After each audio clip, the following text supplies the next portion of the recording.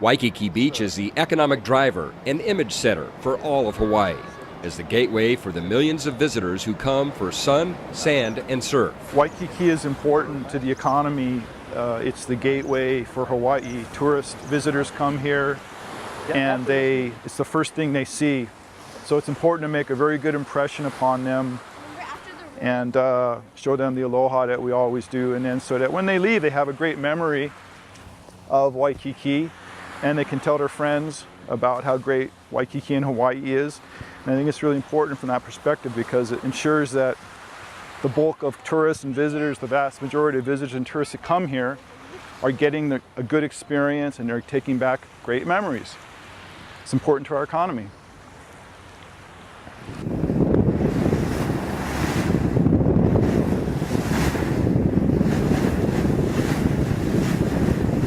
What you see here is an engineered beach.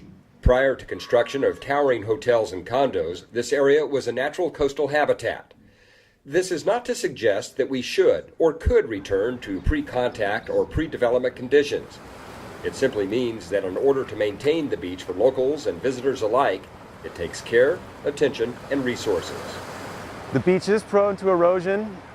There is still ongoing erosion. That's not a surprise. It's important that we keep up with that with regular maintenance. So the 2012 project was just an overdue effort to keep up with the ongoing erosion. And if we're going to continue to do that, further beach nourishment will be required, or we can expect to continue to incrementally lose sand from the beach. So it's a necessary maintenance operation to keep up with the sand loss.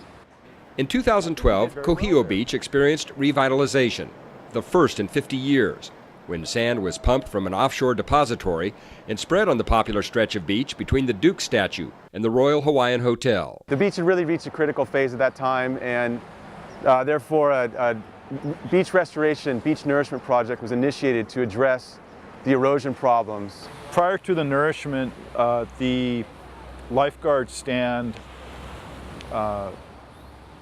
was severely threatened by erosion. The stand itself began to lean towards the ocean, and so they had to fortify it with sandbags. And then on several occasions the erosion was so bad that they had to continually protect the structure from erosion. But as you can see now, after the 2012 sand nourishment project, there's a very nice wide sandy beach, and the lifeguard stand is completely protected.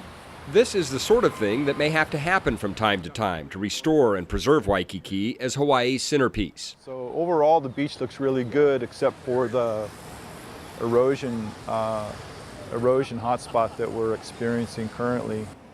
Smaller, less expensive responses are also sometimes necessary. During the winter of 2014 to 2015, the state and its public and private partners took steps to keep people from getting hurt when the stairs on the Ewa side of the Royal Hawaiian lost their sand landing. We've had some unusual weather conditions over the past 6 months, which have resulted in a couple erosion hotspots. We had an erosion hotspot down at Kohio Beach late last year, and now we have an erosion hotspot at Royal Hawaiian Groin. Sam Limo and Brad Romine from the Department of Land and Natural Resources, Office of Conservation and Coastal Lands, explain that shifting weather conditions generally, in time, bring sand back in, and an equilibrium is then reestablished. They're kind of an anomaly, and we expect the situation at Royal Hawaiian Groin to completely reverse, and we expect sand to return to the area as sand returned to the area at Kohio Beach that was previously eroded. So the beach is dynamic and the sand is always moving. Maintenance of Waikiki Beach is akin to what you'd have to do to maintain a road or highway. What do you think about that, Brad? Yeah, I mean, what we have here is largely a man-made beach system, but it's still prone to natural fluctuations, and any change in the predominant trade wind swell, like we had this winter, we had the trade winds and the trade wind waves kind of shut down for a number of weeks through the winter, and that changed the predominant wave direction. We had a lot of waves coming from the more westerly direction through the winter. Has resulted in a lot of erosion at the far end of the beach against the Royal Hawaiian Hotel, and recovery of the beach at the other end near Kohio.